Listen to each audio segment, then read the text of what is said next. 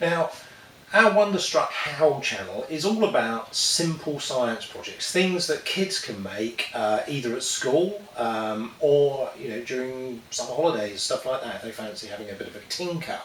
Now, we're not doing anything too advanced, and we thought what would be useful is if we actually put together a few short videos on some simple skills that make the projects much easier to complete. And here's the first one.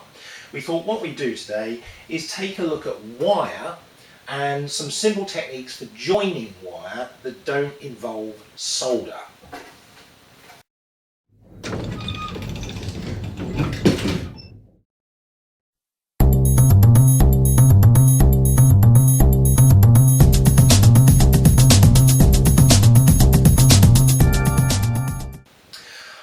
So the first thing we want to look at is actually what is wire. Wire is really simple stuff. We use it for allowing electricity to travel from one place to another so it can do work for us. Now, wire consists of two main things. You have a plastic insulator on the outside, in this case it's coloured red, this wire is coloured black, and inside you have a conductor. Now the conductor is a metal core, a metal wire, through which the electricity can run. Now, this red wire is what we call single core wire. It's quite stiff because the wire that runs inside is just a single piece of metal. This black wire, although it looks thicker, is actually much more bendy because it's a multi-strand wire. So the conductor inside is made up, I think in this case, of 6 or 7 very thin wires wrapped together, and that makes it much more flexible. That's its main advantage, really. Okay, let's see if we can see a close-up of the difference between those two wires. So this is the multi-strand wire, so you can see the wire itself is made up of lots of very, very thin wires, which makes it very flexible.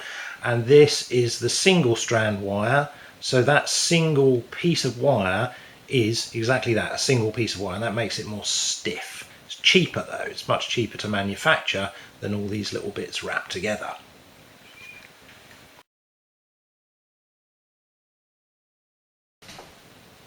Okay, so the first thing we need to do, if we're going to join wire, first of all we have to strip the wire. So we have to expose the metal conductor, otherwise it's not going to join very well.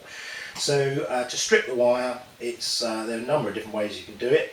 If you don't have any specialist tools, then for a small piece of wire, just a pair of scissors will do fine. It might take a little bit of practice to get this right. Now usually when you're joining wire, you only need to strip about 5mm or so from the end, not too much. So you simply run your scissors around the wire like that, put a bit of tension on them, and then just pull the wire, and you should end up with an exposed end. You can use the same technique for stranded or multi-stranded wire. Now if you've got access to some tools, then there are different ways you can strip wire. One of the simplest kind of tools you can get are these. In the UK I suppose you can get a pair of these for about £5 or something like that. And for stripping wire, what they've got this row of holes down here like this, and the idea is you put your wire into the relevant size hole and then you pull it back to remove the wire. In practice, in the 30 years or so I've been stripping bits of wire, more than that, I've only ever found one pair of these that ever worked very well, and I lost those. Because most of them, as you can see, they don't actually meet up. I don't know if you can see, they don't actually meet up, so when you put the wire in there it just slips through anyway. So on the whole, I'd say for stripping wire these are a bit of a waste of money. Next, these things here, now they look a bit like a pair of pliers, but you can see they've got a V-shaped notch in the front, and you can adjust the size of that with this screw on top. And to use them, you simply pop your wire in like so, and then just pull, and hey presto, you have a stripped wire. These are quite good. I'd recommend a pair of those. Again, you can pick these up in the UK at £5–6 a pair. If you fancy something a little bit more technical, you can get a pair of automatic strippers, and they have a lever which you grip, and you can see it closes the jaws and pulls back, and that strips your wire. You adjust the size of the wire with this little screw on the back. So just to demonstrate, pop that in there and hey presto, one stripped wire.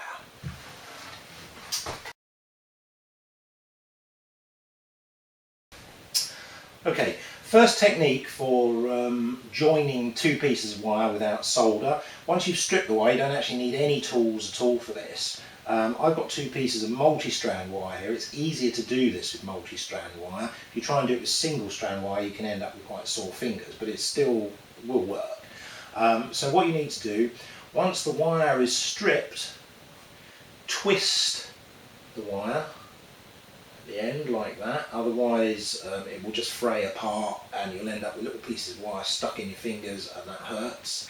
And then to join the wire, put the two wires together like this, bend one around the other, they form a kind of Y shape like that, and then twist them.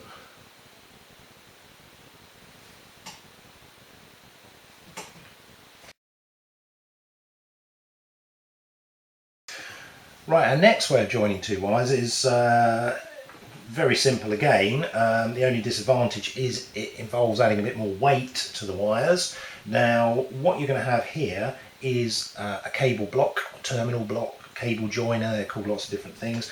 It's basically a plastic block with two screws in the top, and there's a brass tube that runs through the plastic block. So the idea is you put one wire in one side, one wire in the other, tighten the screws down, and because the brass is a conductor, the electricity will run through the wires, through the brass and back into the other wire if the wires themselves aren't touching inside. Now I found the best way of using these is you have your two wires that have been stripped, is to actually bend the ends back on themselves like that. This makes it slightly stronger because particularly if the wires are going to be bent around while they're in place, they will eventually break, and there's not a lot you can do about that, but this does make it a bit stronger.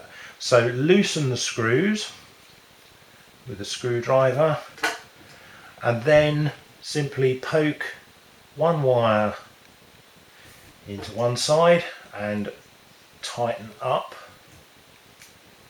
with a screwdriver, and then poke the other wire into the other side. Make sure it's fully in, and then again tighten up with the screwdriver. Now that makes quite a nice strong joint. It's perfectly fine. Nice joint that doesn't involve soldering. So yeah, that's a good one. The only thing is, obviously, like I say, you're adding weight, and if you're building something that's going to fly or something like that, that's something you might want to avoid. But if you're doing that, then you probably know how to solder anyway.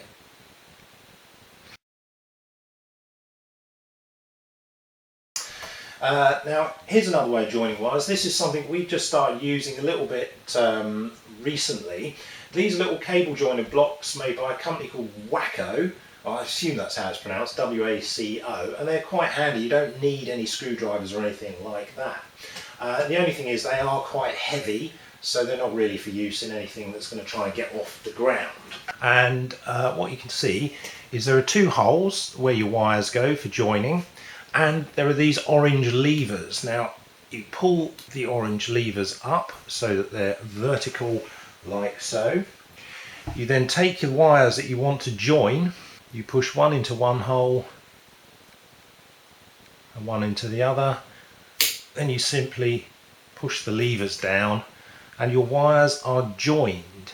Now you can use these for fairly large wires. You can use these in domestic lighting circuits and stuff like that, so they're quite handy if you want to do that kind of thing, but they also look quite nice as well.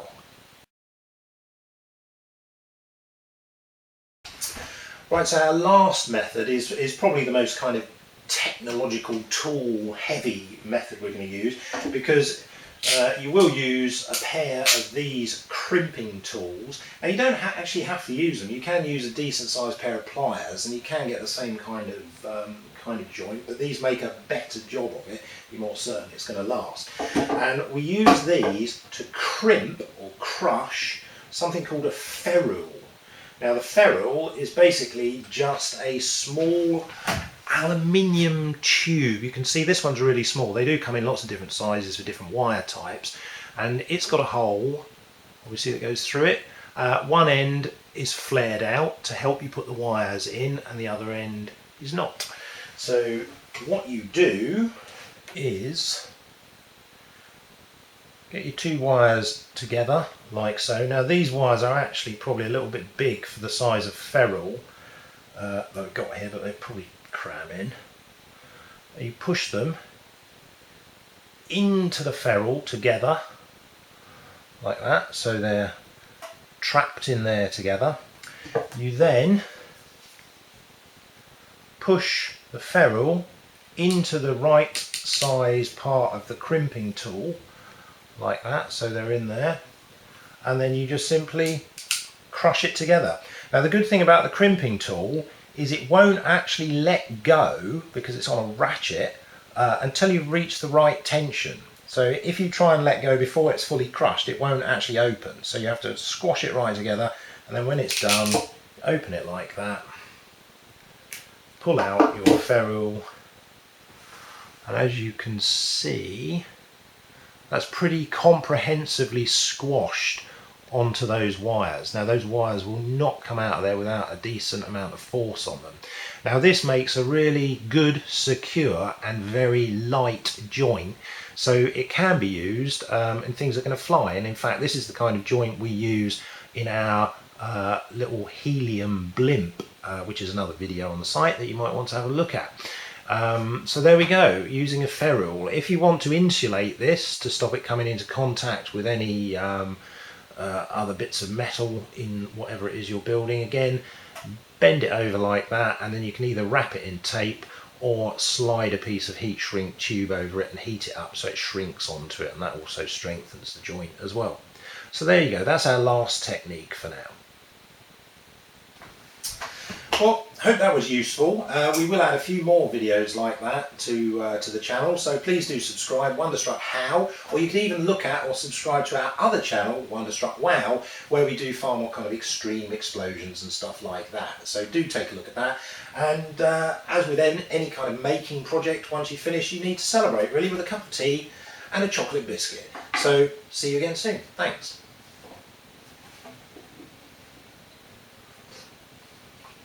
You do this with tape.